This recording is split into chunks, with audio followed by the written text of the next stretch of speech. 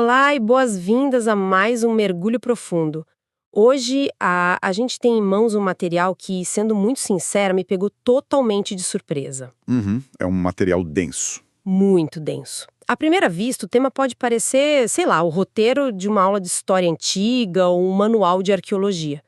Mas eu garanto para quem está ouvindo que a nossa rota hoje é completamente diferente. Com certeza. Nós vamos explorar um documento fascinante chamado Menorá.pdf. E o que esse texto propõe é de explodir a cabeça. Tipo, ele pega a menorá, aquele famoso candelabro de ouro que ficava no antigo tabernáculo, e disseca o objeto não como uma peça de museu. Exato, não é sobre antiguidade pela antiguidade. Isso, ele trata como um mapa completo e incrivelmente atual das pedagogias de desenvolvimento humano e espiritual. É um privilégio enorme estar aqui para essa exploração. E olha, a premissa desse documento é realmente engenhosa. Ele nos convida a olhar para um artefato milenar através das lentes do design intencional, sabe? Design intencional. A ideia central é que cada centímetro daquela estrutura de ouro contém lições profundíssimas sobre o que significa buscar a excelência, sobre como o caráter é formado e, principalmente, como se sustenta um processo de amadurecimento a longo prazo. Não há absolutamente nenhum detalhe aleatório ali. E a nossa missão nesta exploração não é ficar debatendo técnicas de metalurgia da Idade do Bronze, né? A ideia é extrair os nuggets de sabedoria que estão escondidos nesse design. É como se a gente pegasse um atalho visual. Um atalho visual para conceitos bem difíceis, sim. Exatamente, para entender conceitos complexos sobre resiliência, foco e integridade, para quem busca aprender e crescer constantemente na vida, seja profissionalmente ou internamente, ver esses conceitos materializados numa estrutura física ajuda a fixar o conhecimento de um jeito muito mais prático. Sem dúvida. Mas, para que a gente possa extrair essas lições, é fundamental estabelecer um contexto primeiro. A menorá não era um abajur comum, tipo, feito para decorar a sala de estar de alguém. Longe disso. Ela ocupava um espaço extremamente restrito e sagrado, que era o lugar santo do tabernáculo. E as especificações para a construção dela eram de um rigor impressionante. O tipo de material, o formato exato, o combustível específico, tudo isso ditava a maneira como a luz deveria ser mantida. E a grande lição que já salta aos olhos logo de cara é que o como as coisas são feitas carregam o mesmo peso que o que é feito, certo? Perfeito. Na busca pela excelência, o processo não é apenas um meio para chegar ao fim. O processo é parte da mensagem. Certo, vamos desempacotar isso começando justamente pelo material e pelo método de fabricação, porque foi aí que a minha cabeça começou a ferver lendo o PDF. Essa parte do material é fantástica. O documento aponta que a menorá precisava ser feita de ouro puro. Claro, o ouro é aquele símbolo universal de valor, e o mais interessante é que ele é incorruptível. Ele não enferruja, não perde essência com o tempo. Mas o detalhe que me deixou intrigada foi o método. A peça não foi feita derretendo o ouro e jogando esse metal líquido em um molde pronto, o que, vamos combinar, seria muito mais fácil. Muito mais fácil e rápido. Sim, ela foi feita de uma única peça batida. O texto traz a palavra hebraica mikshá, que significa algo formado por puro martelamento. E, lendo isso, a primeira imagem que me veio à mente foi a de uma academia de ginástica. Uma academia? Como assim? Pensa comigo, a hipertrofia muscular não acontece porque a pessoa fica sentada no sofá desejando ter músculos fortes. Ela acontece porque as fibras musculares sofrem um estresse e as microlesões causadas pelo peso. O crescimento exige atrito. Nossa, essa analogia da hipertrofia capta perfeitamente a essência do mikshá. Essa é, sem dúvida, uma das pedagogias mais duras e reais do texto. Sim, é bem intensa. O processo de formação por martelamento nos ensina que o martelo que simbolicamente representa as pressões inevitáveis da vida, as frustrações, os confrontos diários e a disciplina rigorosa, não está ali para destruir o ouro. Pelo contrário, Ele molda, né? ele define o ouro. A excelência, o brilho real, simplesmente não nascem em ambientes de conforto absoluto. A maturidade requer esse nível de atrito para ganhar forma. Mas, ouvindo isso sobre o martelamento, me surge uma dúvida. ou talvez um alerta pra gente. Isso quer dizer que é preciso buscar o sofrimento ativamente para amadurecer? Porque isso soa quase como uma apologia à dor, e eu acho que não é por aí, certo? É um ponto de atenção importantíssimo. E a resposta é um sonoro não. O texto não faz apologia ao masoquismo ou ao sofrimento pelo sofrimento. Ufa, ainda bem. A questão central é como nós reagimos à pressão que já é inerente à condição humana. O método do martelamento exige tempo, paciência e, sobretudo, golpes precisos. O detalhe mais bonito dessa analogia é que bater no ouro não substitui a essência dele. O ouro continua sendo ouro. Ele não vira outro metal. Exato. O martelamento apenas revela uma forma que já estava contida no projeto original. Isso ensina pra gente que a formação do caráter é um processo contínuo e lento. As pressões não vêm para quebrar a essência de ninguém, mas para dar a definição correta, para alinhar a estrutura interna ao propósito que já existe. O que é uma bofetada naquela ideia moderna e exaustiva de sucesso instantâneo, né? Aqueles hacks para mudar de vida da noite para o dia. A cultura atual adora a ideia do molde. Derrete o metal, joga na forma e, em 5 minutos, está lá o produto final. É a cultura do micro-ondas. Perfeito, a cultura do micro-ondas. Mas a Menorá diz o contrário. Leva tempo, tem impacto, tem processo. E isso nos leva a um desdobramento direto desse conceito, que é a questão da integridade estrutural. Eu fiquei maravilhada ao ler que toda a estrutura, a base, a haste central, os braços laterais, até os pequenos detalhes ornamentais, tudo era uma única massa orgânica de ouro. É impressionante pensar na engenharia disso. Não havia soldas. Nenhuma parte foi fabricada separadamente numa oficina e colada depois. Era tudo, desde o início, uma coisa só. Sabe, o que é fascinante aqui é a coerência absoluta exigida por um design sem soldas. É de uma profundidade imensa. Vamos pensar no que significa uma peça sem emendas. Não há pontos de ruptura artificiais. Ela é sólida de ponta a ponta. Exatamente. Quando aplicamos isso ao desenvolvimento humano e à liderança, o princípio é claro. Não pode existir divisão entre o que alguém demonstra ser no seu cotidiano, na sua vida pública ou profissional, e o que essa mesma pessoa é na sua vida interior, ética ou espiritual.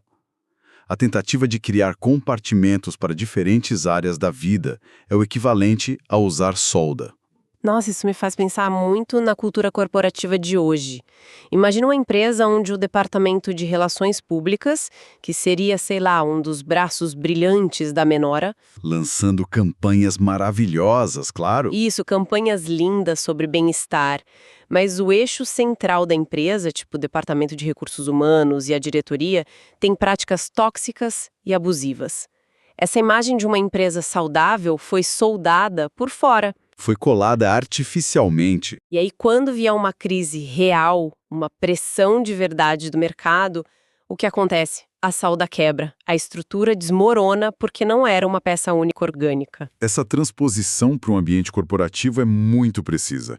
Se a identidade, o caráter e a missão não forem uma coisa só, forjada junta desde o princípio, a estrutura simplesmente não aguenta o próprio peso. E, por falar na estrutura, o design especifica uma geometria muito particular. A divisão dos braços, né? Sim, uma haste central, que é o eixo, com 3 braços saindo de cada lado, totalizando 7 pontas. O eixo não é apenas um suporte, ele é o que dá sentido e direção aos braços. Visualizando isso, fica claro que se a gente retirar os braços, a haste central ainda fica de pé, firme e forte. Mas se removermos o eixo central, os braços simplesmente caem, não tem onde se apoiar. Perfeitamente. O eixo central representa os princípios inegociáveis, o propósito primário. Sem esse centro claro, a vida perde o equilíbrio rapidamente. Os 6 braços laterais podem muito bem representar nossa diversidade, nossos múltiplos dons, as diferentes funções que exercemos na vida, nossos talentos variados. Tudo aquilo que a gente faz bem. Isso. Mas a lição estrutural é que esses talentos precisam crescer de forma ordenada, simétrica e, o mais importante, completamente subordinados a esse eixo central. Entendi. Se tentarmos multiplicar nossos talentos ou projetos sem um centro estruturado que o sustente, o resultado não é crescimento, é apenas desordem e, eventualmente, um colapso. Aqui é onde a coisa fica realmente interessante, quando o documento entra nos detalhes visuais da peça. Porque o texto descreve que a menorá não era apenas uma armação utilitária de tubos lisos de metal. Tinha uma estética bem específica. Sim, ela tinha ornamentos esculpidos no próprio ouro. Detalhes em forma de flor de amendoeira, que em hebraico o texto aponta como shaked. Inicialmente, parece só um floreio artístico para deixar o candelabro bonito, mas tem um peso enorme aí. A conexão linguística que o texto traz para explicar essas amêndoas é brilhante. A raiz hebraica da palavra shaked, que designa amêndoa, está intrinsecamente ligada ao verbo shoked. E esse verbo carrega o significado de vigiar, estar atento, estar desperto. Tem até aquele trocadilho antigo, não tem? Tem sim. Existe um jogo de palavras muito conhecido na literatura profética antiga, no livro de Jeremias, que brinca com essa exata semelhança sonora. Serve para transmitir a ideia de que o divino está vigiando para cumprir sua palavra. E na botânica do Oriente Médio, a amendoeira é a primeira árvore a florescer, logo na transição do inverno. Ah, então ela é como se fosse uma sentinela. Exatamente. Ela é a sentinela que anuncia a mudança de estação antes de todas as outras árvores perceberem que o clima mudou. Ou seja, esculpir flores de amendoeira na estrutura que vai gerar a luz associa a própria ideia de iluminação à prontidão. É sobre estar sensível ao timing das coisas. Não basta só iluminar. Não adianta nada ter a luz se a pessoa não está desperta para as estações da vida, se ela só vive no automático, sem notar que o clima ao redor mudou e que novas posturas são exigidas. Essa leitura da prontidão é fundamental.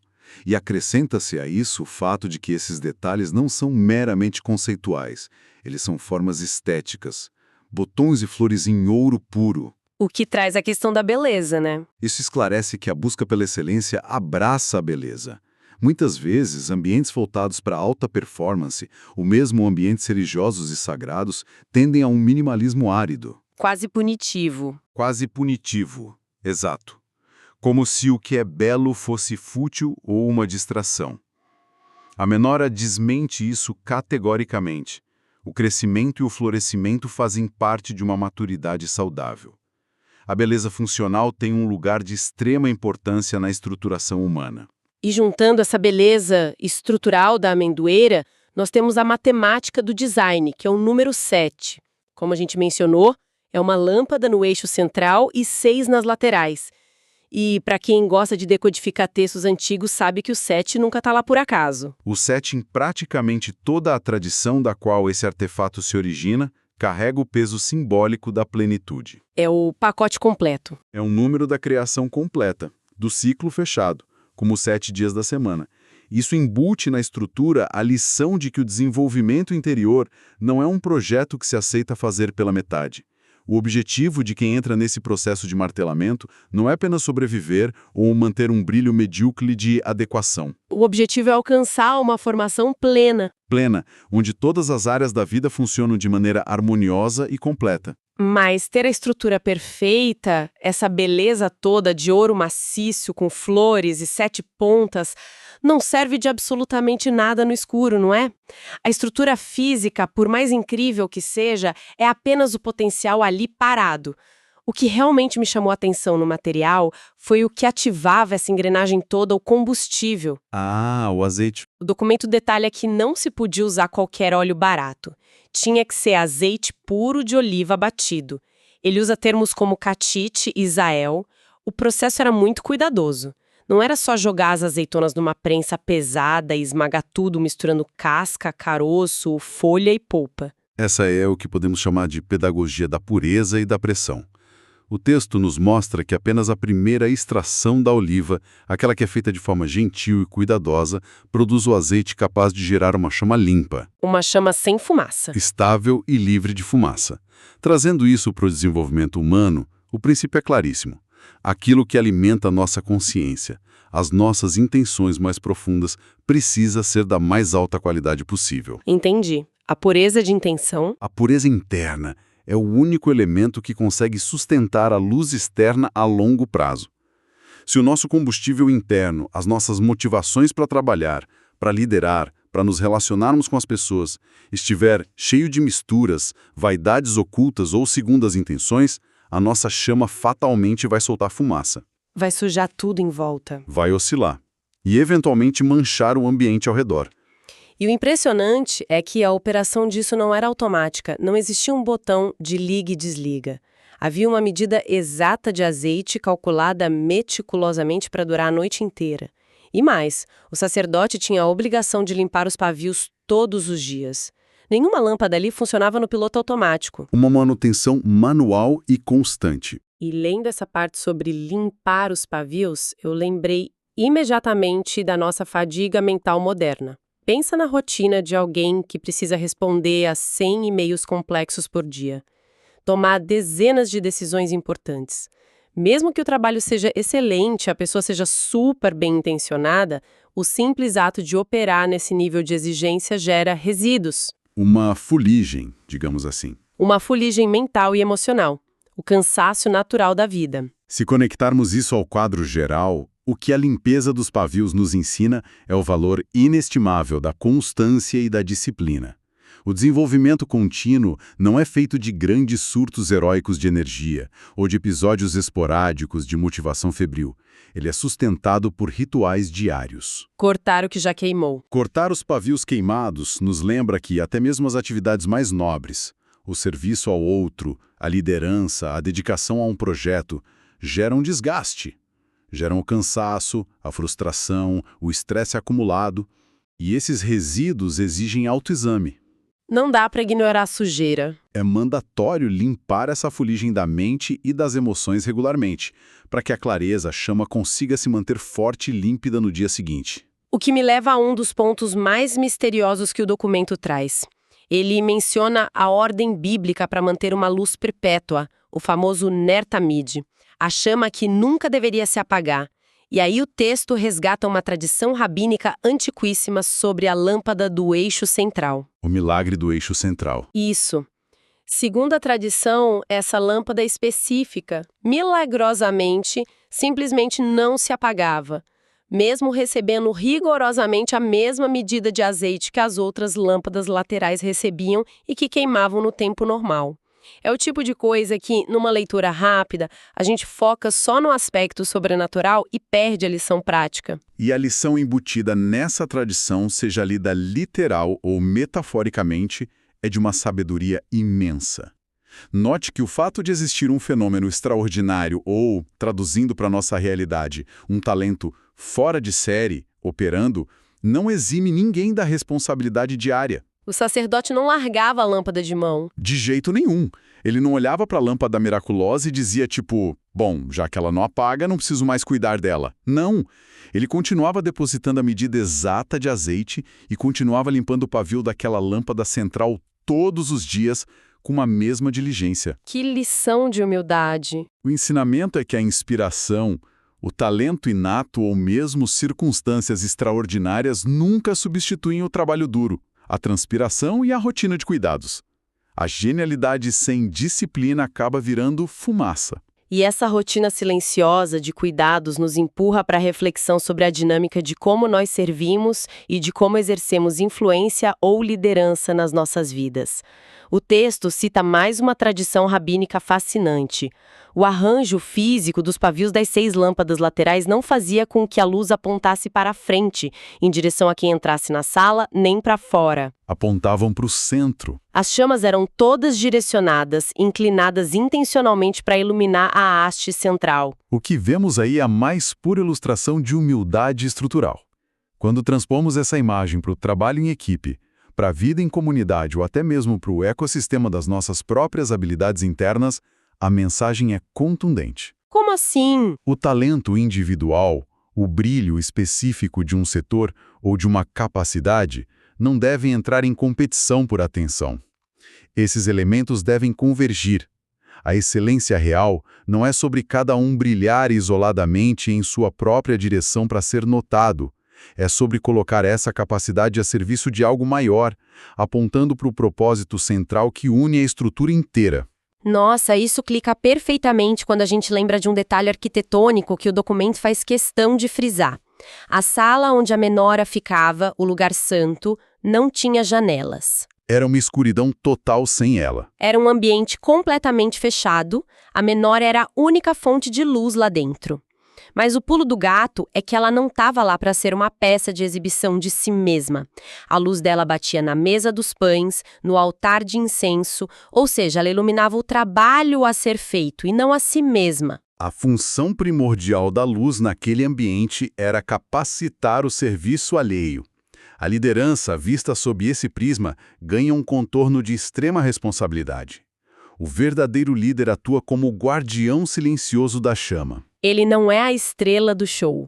A função dele não é ser o centro das atenções, mas garantir que exista luminosidade suficiente para que toda a equipe possa enxergar e executar seu trabalho com precisão. E em um nível mais pessoal, isso nos recorda que o discernimento, o ato de ver claramente, deve sempre preceder a ação. Ninguém realiza um trabalho de alta qualidade tateando no escuro. A busca pela clareza mental e moral vem primeiro. A ação excelente é apenas a consequência dessa luz. Então, o que tudo isso significa quando juntamos as peças? O documento caminha para o final fazendo uma síntese teológica e visual muito poderosa. Ele sobrepõe o design da menorá a um texto muito específico do livro de Isaías, o capítulo 11. Um texto riquíssimo. Esse texto lista 7 aspectos ou manifestações do Espírito. O Espírito do Senhor, sabedoria, entendimento, conselho, fortaleza, conhecimento e temor. E o material encaixa isso perfeitamente na estrutura dos 7 braços que a gente vem discutindo. É um mapa completo que prometemos lá na nossa introdução, finalmente revelado. O eixo central, aquela pressuposição primária da qual tudo deriva, corresponde ao Espírito do Senhor. É a fonte. E os 6 braços laterais formam pares complementares, que precisam atuar em conjunto. Os pares, isso é muito legal. De um lado, sabedoria, do outro, entendimento. Em seguida, o par formado pelo conselho e pela fortaleza. E, finalmente, o conhecimento equilibrado pelo temor. O impacto visual dessa estrutura é inegável, pois mostra que qualidades isoladas são insuficientes. Eu confesso que fiquei um tempão matutando sobre esses pares. Porque se a gente pensar bem, ter muita força de execução, ou seja, a fortaleza, sem ter o conselho, que é a direção estratégica, é uma receita para o desastre. É energia pura disparada sem mira alguma. Exato. A chance de causar danos é gigantesca. Da mesma forma, acumular um vasto conhecimento sem ter a reverência, a sabedoria dos limites que o temor traz, resulta facilmente em arrogância pura. É um intelecto vazio de empatia e caráter. O seu raciocínio captura exatamente o risco que o desequilíbrio traz. A menorá mostra de forma didática que a maturidade suprema só é atingida no equilíbrio simétrico de todos esses aspectos. E para demonstrar como essa pedagogia se mantém firme através dos séculos, o documento aponta que, no livro do Apocalipse, o símbolo retorna. A imagem dos candeeiros. Lá, a figura central parece caminhando no meio dos candeeiros, reafirmando que o centro vital sustenta a luz. A lição definitiva é que não se pode focar obsessivamente em adquirir capacidade técnica e ignorar a sabedoria prática. Não se pode exaltar a força bruta de trabalho e menosprezar o discernimento. Tudo precisa crescer de forma conjunta, sustentado por aquele mesmo eixo inicial de ouro batido. Nossa, isso amarra a nossa exploração de uma maneira fantástica, criando uma imagem mental muito nítida. Para darmos um passo atrás e recapitularmos as enormes lições que extraímos hoje, vimos que a verdadeira excelência exige integridade estrutural extrema, a coragem de ser uma peça só, sem máscaras entre quem somos no público e no privado. O ouro sem soldas. Vimos que exige tolerância ao processo, suportando o martelamento da vida que não nos destrói, mas nos dá a forma certa. Demanda um cuidado absoluto com o combustível interno, purificando nossas intenções e, claro, a paciência tática da manutenção diária, tendo a humildade de limpar a nossa própria fuligem mental. É uma síntese excelente do mapa que acabamos de percorrer. E para não fecharmos essa análise de forma tão confortável, o documento nos reserva um pensamento final. Uma provocação para todos que nos ouvem continuarem digerindo.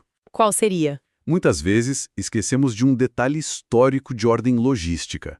A menorá original não foi projetada para ficar em um templo fixo de pedra. Ela foi idealizada para um tabernáculo móvel. Uma tenda frágil que vivia sendo desmontada e que viajava por um deserto vasto, imprevisível e hostil. Na areia do deserto. O que isso muda na nossa compreensão prática de tudo que falamos? Muda a escala do desafio. Isso levanta uma questão fascinante sobre a nossa própria resiliência. Como nós conseguimos manter a estabilidade dessa estrutura interna de caráter?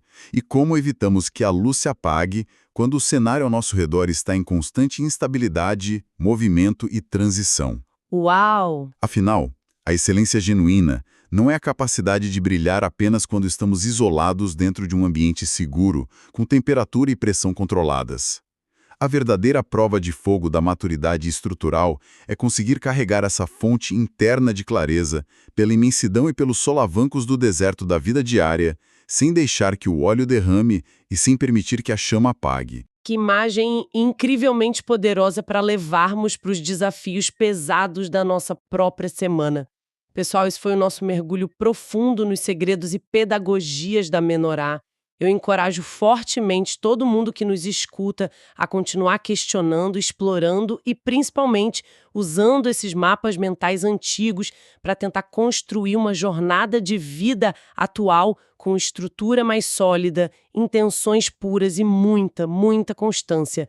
Agradeço imensamente pela companhia de sempre nessa exploração e até o nosso próximo mergulho.